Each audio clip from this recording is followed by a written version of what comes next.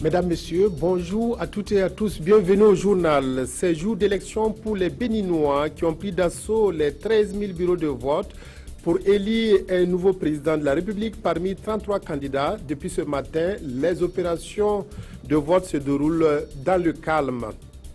Le Burkina, fortement représenté au 9e marché africain des arts du spectacle Massa, ouvert hier à Abidjan, en Côte d'Ivoire. Plusieurs villes ivoiriennes vibreront au rythme des spectacles de danse, d'humour et de prestations d'artistes musiciens jusqu'au 12 mars prochain. Mais tout d'abord, la préservation de l'environnement est un combat de tous les jours dont l'issue pourrait passer par la maîtrise des énergies renouvelables. Passage obligé, l'implication des organisations de la société civile dans la prise de conscience pour l'adoption des énergies nouvelles. Les OSC de Bobo Dioulasso bénéficient d'un atelier d'information et de sensibilisation à la matière. Issa Warga Kadou Romaine Ki. Tous, ils représentent chacun une organisation de la société civile, soit de la ville de Bobo Dioulasso, de Houndé, de Banfora, de Leina ou de Satiri. Réunis dans la ville de Sia, ces leaders d'OSC seront sensibilisés sur l'importance des énergies renouvelables. Le handicap majeur pour l'essor économique de notre pays, je pense que c'est le déficit énergétique qui se pose. Vous savez que notre pays quand même a un bon potentiel d'ensoleillement. Et justement, si on arrive à capitaliser cet ensoleillement-là, ça nous permettra justement de récupérer un grand potentiel d'énergie. Plus ils sont informés, mieux ils serviront de relais auprès des populations dans leurs localités respectives. Il s'agit des foyers améliorés, d'autres sources comme les plaques solaires. L'accès est facile pour tous les Burkinabés. Parce que si vous prenez par exemple les plaques solaires, on peut avoir accès à n'importe quel lieu, à n'importe quel moment. Vous prenez également les feux de bois, charbon de bois, toutes ces énergies qui sont renouvelables. Donc ça facilite la cuisson, tout ça pour les femmes. La capitalisation des énergies renouvelables s'impose aujourd'hui. Nul besoin de rappeler que la nationale de l'électricité Sonabel, à elle seule, ne peut satisfaire les besoins énergétiques des populations qui vont grandissant. Les habitants des quartiers Wayalguin, Kosodo et Bendogo, au nord-est de Ouagadougou, n'ont de cesse de dénoncer les odeurs qui envahissent leur cadre de vie. Des eaux sales et stagnantes dans le canal de Kosodo dégagent de fortes odeurs indisposant des riverains. Ces derniers incriminent les usines de la zone de Kosodo de polluer l'environnement. Nongba Kouda Mounira Kéré. Voici la cause des odeurs qui troublent la quiétude des habitants des quartiers Kosodo, Wayalguin et Bendogo. Des eaux usées et nauséabondes qui coulent tout au long de ce canal. Désemparés, les riverains ne savent plus à quel saint se vouer. Vraiment, l'odeur, ça nous dérange. Si nous venons le matin même, et dans les bureaux là, on ne peut même pas s'arrêter. Il faut que nous ouvrions les fenêtres au moins 30 minutes pour que l'odeur sorte un peu. Ça sent comme quelque chose pourri comme ça, donc ça sent tellement qu'on n'arrive même pas à dormir. L'eau sale d'à côté nous dérange beaucoup. Même quand tu es chez toi, tu sens la puanteur. Si un étranger vient te rendre visite, il croit que quelqu'un a déféqué. Cette eau est source de maladies pour les gens. C'est dans ce canal que des dizaines de femmes produisent des légumes. Et c'est avec cette eau qu'elles arrosent leurs plantes. Nous-mêmes, nous savons que ça sent, mais il n'y a pas quelque chose de compliqué là-bas. Parce que durant les 20 ans, 25, 30 ans comme ça que les gens travaillent ici, là, nous-mêmes, nous mangeons ça. On prépare. S'il y avait quelque chose de danger là-bas, on n'allait pas préparer. L'odeur nous fatigue, mais nous ne nous plaignons pas. Nous travaillons ici pour nourrir nos familles. Si la qualité de l'eau s'améliore, cela nous arrangerait dans notre travail. Souvent noirâtres, souvent blanchâtres, les riverains du canal ont du mal à situer le début de l'écoulement. Quant à sa source, elle se trouverait selon eux dans la zone industrielle de Kosodo. Nous pensons que c'est l'eau des usines de Kosodo qui se stagne ici. Si on arrange le canal, l'eau ne va plus stagner et il n'y aura plus de puanteur.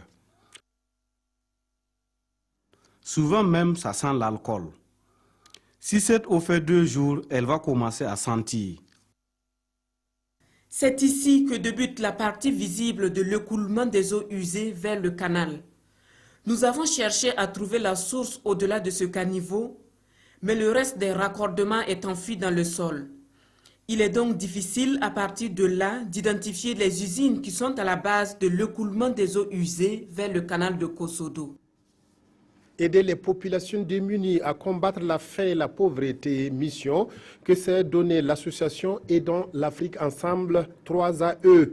Ces différentes réalisations qui se situent dans les communes rurales de Rambo, Kosuka et Segnega dans le Yatenga ont été visitées par les autorités du Nord. Irénée Kaboré, Herman Nestor Toé. À l'image de ces jardins de 2 hectares entièrement exploités par des femmes, ce sont autant de réalisations qui ont été visitées dans les communes rurales de Rambo, Kosuka et Seginega par les autorités de la région du Nord. À travers ces réalisations dans le domaine de l'agriculture et l'élevage, l'association Aidons l'Afrique Ensemble veut combattre la faim et la pauvreté dans ces localités. Pour aider les paysans à sortir dans la misère et dans la pauvreté, il faut l'aider à bien manger, à bien s'habiller, à bien soigner, à bien être lui-même. Il faut lui donner les bons bagages, un savoir et savoir-faire. Pour préparer, mais maintenant, on n'a plus besoin que nos maris nous donnent de l'argent. Donc ça nous rend important. Ils n'ont qu'à continuer de nous aider parce qu'il y a problème d'eau, il n'y a pas d'eau. Et puis il n'y a pas fumier aussi. Des efforts restent à faire et les autorités ont exhorcé l'association à travailler davantage pour le développement de la région. Nous nous sommes rendus compte que nous pouvons lutter efficacement contre la faim en développant de nouvelles techniques culturelles, notamment l'utilisation de la culture attelée, l'utilisation de la fumure organique et aussi l'engagement ferme des populations. Créée en 2004, l'association Aidons l'Afrique Ensemble est soutenue dans ses actions par l'ONG Oxfam. Elle se donne pour défi venir à bout de la faim et la pauvreté au Burkina Faso.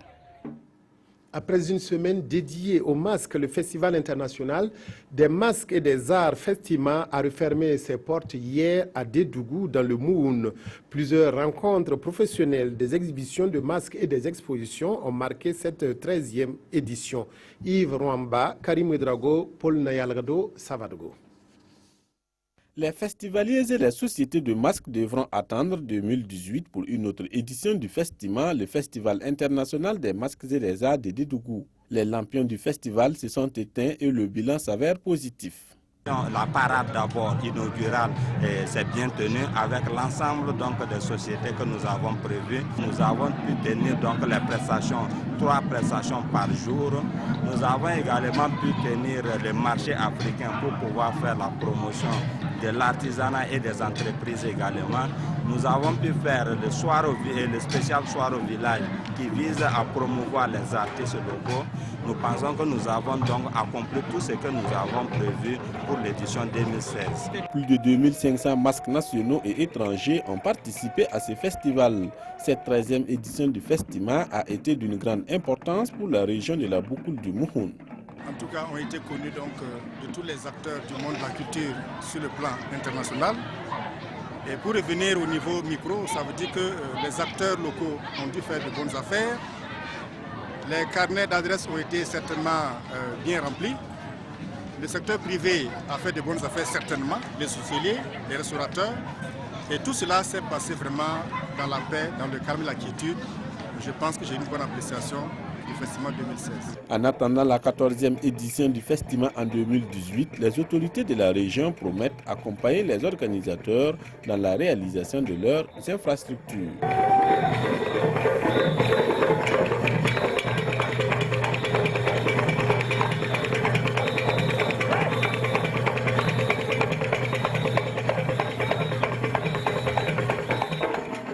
Culture culture à une plus grande échelle. Le marché africain des arts du spectacle Massa 9e édition s'est ouvert hier à Abidjan en Côte d'Ivoire. Cette année encore, cette manifestation rassemble des professionnels de la musique, de la danse, du théâtre et du conte. Le Burkina est présent au Massa dans toutes ses disciplines et la délégation officielle est dirigée par le ministre de la Culture, des Arts et du Tourisme. Reportage de notre envoyé spécial Aruna Maré. Les portes de la 2e édition du marché africain des arts du spectacle sont ouvertes. Une semaine durant, musiciens, danseurs, comédiens, humoristes et autres acteurs du domaine vont bénéficier d'un coup de projecteur. La présente édition porte la réflexion au cœur de la réinvention des arts de la scène en Afrique. Pour le Premier ministre ivoirien qui a présidé la cérémonie de clôture, l'avenir des cultures du monde se joue sur les scènes africaines. 2014, qui a marqué la reprise de cet important événement. Après plus de 7 ans d'interruption, le Massa a bel et bien repris, n'est-ce pas? 37 pays ont répondu présents à cette 9e édition, un rendez-vous culturel qui rassemble une soixantaine de groupes artistiques et plus de 400 artistes. Le Burkina est présent au Massa dans 4 disciplines, à savoir la musique, la danse, le théâtre et l'humour. C'est un sentiment de joie, de fierté, parce que le Massa renaît de ses cendres. Le Massa grandit et en cette édition, l'importance est capitale parce que recréer les arts de la scène, c'est un défi majeur et l'Afrique attend du Massa des innovations majeures et également des propositions pour permettre à l'Afrique culturelle, dans toute sa diversité, de grandir et de s'enrichir. C'est en 1990, lors de la 2e conférence des ministres de la Culture et de la Francophonie qui s'est tenue à Liège en Belgique, que le Massa a vu le jour. Jusqu'au 12 mars, Abidjan, Bouaké et d'autres villes ivoiriennes ont vibré au rythme du Massa. Les Béninois se rendent depuis ce matin aux urnes pour élire un successeur à Yayi Boni. 33 candidats sont sur les rangs pour cette élection qualifiée de très ouverte. Elle est marquée par quelques problèmes d'organisation, notamment la distribution des cartes d'électeurs. Les Béninois aux urnes. Le vote du premier tour de la présidentielle a débuté au Bénin ce dimanche 6 mars. 13 106 postes de vote sont installés un peu partout dans le pays pour recevoir plus de 4 700 000 électeurs inscrits. En lice, il y a au total 33 candidats, dont 2 femmes. L'Union africaine a dépêché une quarantaine d'observateurs. La CEDEAO ainsi que plusieurs organisations nationales et internationales de la société civile suivent également de près ce scrutin. Je pense que tout se passe dans de bonnes conditions pour le moment. Ce que nous avons constaté, on a visité déjà un premier bureau de vote. On est au niveau du second bureau de vote. Les gens sont en file indienne. Et puis tout est calme, les gens votent calmement et dans l'ordre. Pour l'heure, le vote se déroule en effet dans le calme et la population afflue vers les bureaux de vote ouverts depuis 7 h du matin, heure locale, et qui doivent fermer à 18 h. Je suis très ravi d'être le premier ici ce bon matin. Donc je pense que ça va bien se passer dans la journée et qu'il n'y aura pas de problème. C'est une journée exceptionnelle aujourd'hui. Chacun doit jouer son rôle, ça part dans le pays. Un citoyen normal, le jour de vote, doit venir et puis voter. Ils ont affiché les listes, puis j'ai cherché mon nom, j'ai retrouvé, puis je suis parti voter tranquillement. Lors des préparatifs de ce scrutin, le problème majeur qui s'est manifesté était lié au manque de cartes d'électeurs de 2016. La commission électorale a finalement décidé samedi d'autoriser les électeurs qui n'ont pas la nouvelle carte à voter avec l'ancienne, c'est-à-dire celle de 2015, sur l'ensemble du territoire. Les Béninois vont donc élire un nouveau président qui va succéder à l'actuel Thomas Boni Yayi, qui se retire au terme de 2 mandats conformément à la Constitution. Voilà, nous allons parler toujours de ces élections au Bénin en tentant de joindre à Cotonou notre envoyé spécial Pascal Canet. Bonjour Pascal. Bonjour Godefroid Bachir. Alors, les opérations de vote ont commencé ce matin à 6 h GMT. Est-ce que tous les bureaux de vote sont ouverts, les 13 000 et quelques bureaux de vote sont ouverts sur l'ensemble du territoire? Et comment se passe ce scrutin-là? Oui Godefroid, c'est bien parti pour l'élection présidentielle du Bénin ce matin. à 7h, heure locale ici, les bureaux de vote ont effectivement ouvert leurs portes ici à Cotonou. Il faut peut-être souligner quelques retards puisque les listes ont été affichées ce matin même avant le début des opérations. C'est le cas, par exemple, au bureau de vote numéro 1 de l'arrondissement numéro 12 que nous avons visité ce matin. Mais la solution à ce retard est vite trouvée puisque le code électoral du Bénin prévoit que la fermeture des bureaux de vote peut être également retardée pour rattraper le retard en cas de retard justement. Alors Pascal, nous voyons à l'image le candidat Zinsou qui est en train de voter. De manière générale, le déroulement des opérations de vote, est-ce qu'il y a de l'affluence? Est-ce qu'il y a une forte participation des électeurs béninois? Oui, comme vous le voyez, effectivement, le candidat de la coalition au pouvoir, Lionel Zinsou, a voté ce matin à Cotonou aux environs de 11h, en même temps que Patrick Talon, son meilleur adversaire. Abdoulaye Diotchane de l'APT, lui, a voté dans son village d'origine au nord. En tout cas, jusqu'à ce que nous quittions les lieux, aucun incident majeur n'a été signalé et les votes poursuivent normalement. Côté affluence, disons que l'affluence est assez moyenne. Il y a bien des rangs suivant la plupart des bureaux de vote, mais ce n'est pas tellement l'affluence des grands jours.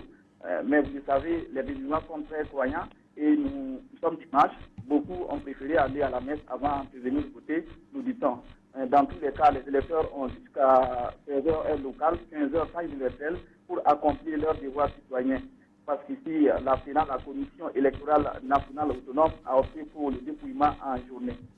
Alors, qui du problème des cartes d'électeurs? On sait qu'il y a beaucoup d'électeurs de 2 départements qui n'ont pas pu avoir les cartes d'électeurs pour pouvoir voter. Et il y a eu des solutions palliatives. Et la dernière, c'était hier soir. Est-ce que vous pouvez nous en parler? Bon, des fois, on en a parlé effectivement toute la semaine. Les nouvelles cartes d'électeurs n'ont pas été distribuées dans tous les départements du pays.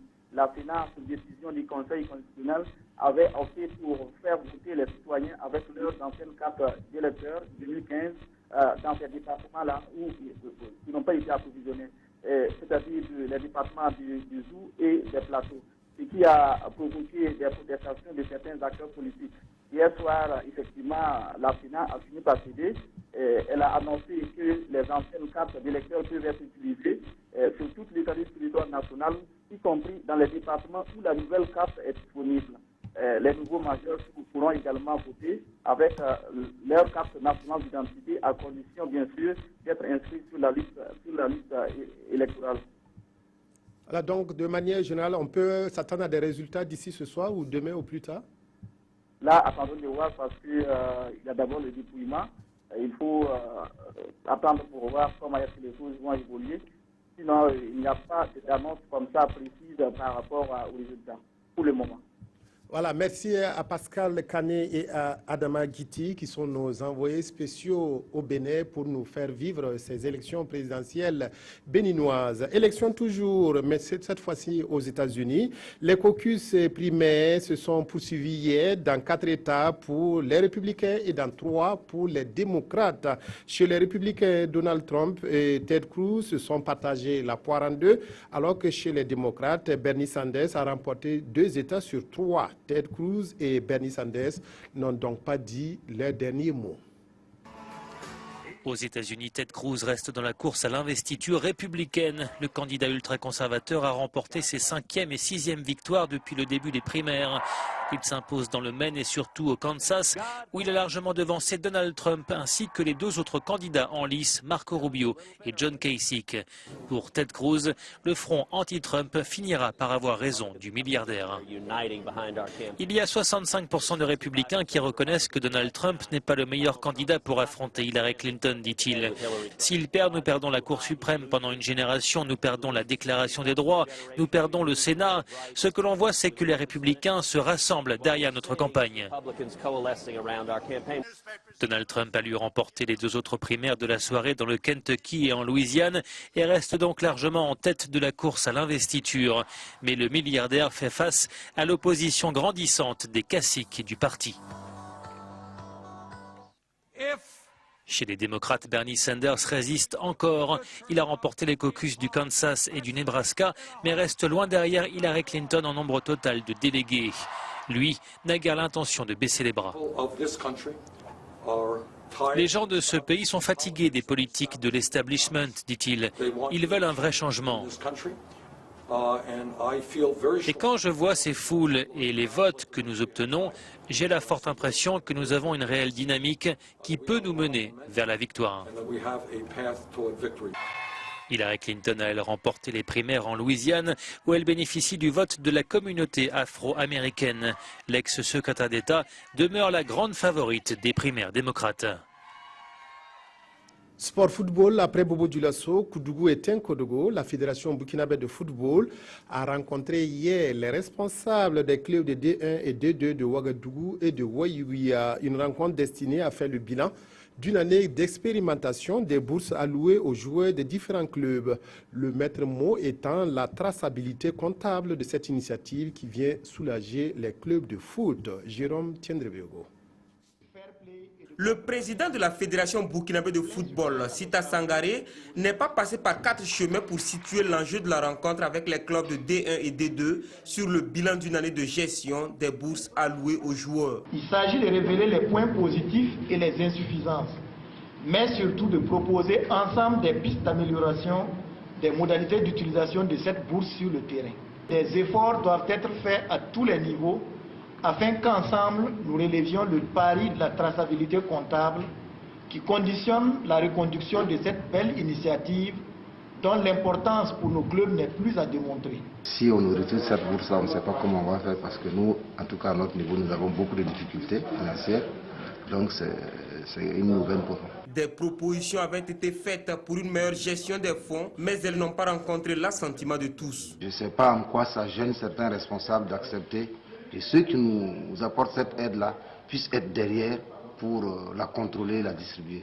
Moi, ça ne me dérange pas qu'on envoie des trésoriers au terrain, sur mon terrain pour payer les joueurs en ma présence et puis ils repartent immédiatement avec les explicatifs. C'est une subvention de l'État, c'est des ressources à justifier. Les responsables de clubs, de la Ligue de football professionnel et du Fonds de développement du sport vont au cours de cette rencontre proposer des pistes de bonne gestion pour ne pas tuer la poule aux œufs d'or. C'est tout pour cette semaine. Merci aux équipes techniques et rédactionnelles pour leur appui. Merci à vous de votre aimable attention. Au revoir et à la prochaine.